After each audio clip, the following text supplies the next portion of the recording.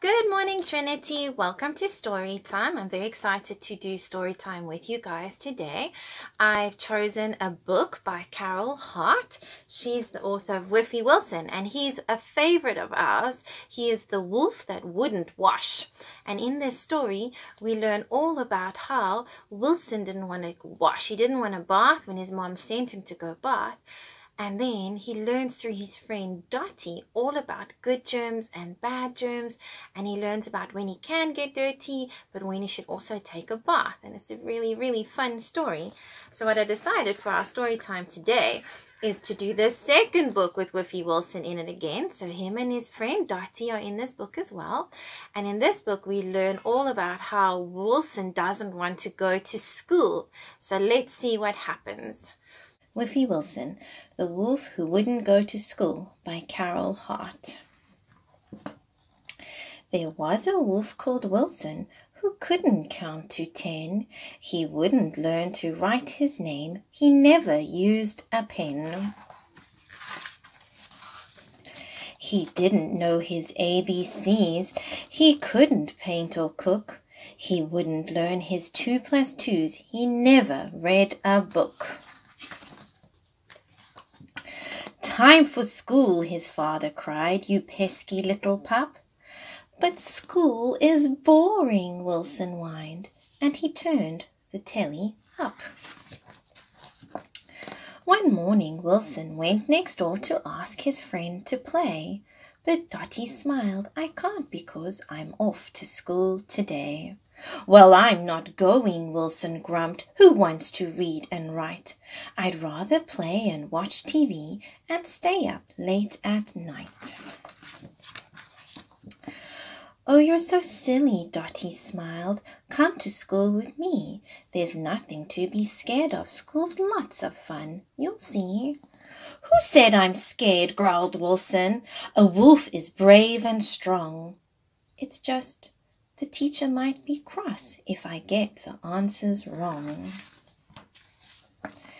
But Dottie wasn't worried. She just grabbed him by the paw. She marched him up the path to school and pushed him through the door. She hung his coat up on a peg. She made him use the loo, then took him to the classroom and showed him what to do. "First you paint a picture and stick it on the wall. Then you get some biscuit dough and roll it in a ball. You squeeze it and you squash it. You pat it nice and flat. Then get some biscuit cutters and make a shape like that. Next you get the ladybirds and count up all the spots. Then we'll draw a picture by joining up these dots." At lunchtime they had pizza, then ran to play outside. "Let's play football," called a boy. "My favorite," Wilson cried. He ran and passed and dribbled, then he scored a goal. Hooray! His tear-cheamed, "Whiffy Wilson, you're the hero of the day." "I thought no one would like me," said Wilson with a grin. "But look at all my lovely friends. It's great fun joining in." In messy time that afternoon, they made a flying car. "What lovely work," the teacher smiled. "You've earned a golden star." "This isn't work," gasped Wilson. "All we've done so far is play." "Oh, you're so funny," Dottie laughed. "We've been working hard all day."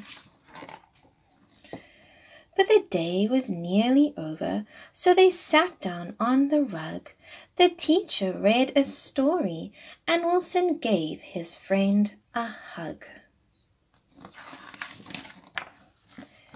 Next morning, Whiffy Wilson was up and dressed at 8. He called for Dottie straight away. "It's school. We can't be late." "Oh, Whiffy Wilson," Dottie smiled, "you really are the best. There's no school on a Saturday. It's time to have a rest." "But home is boring," Wilson whined. "I want to go and play." What can I do? Just stay inside and watch TV all day? Never mind, smiled Dotty. You can come and play with me. So they ran around the garden as happy as can be.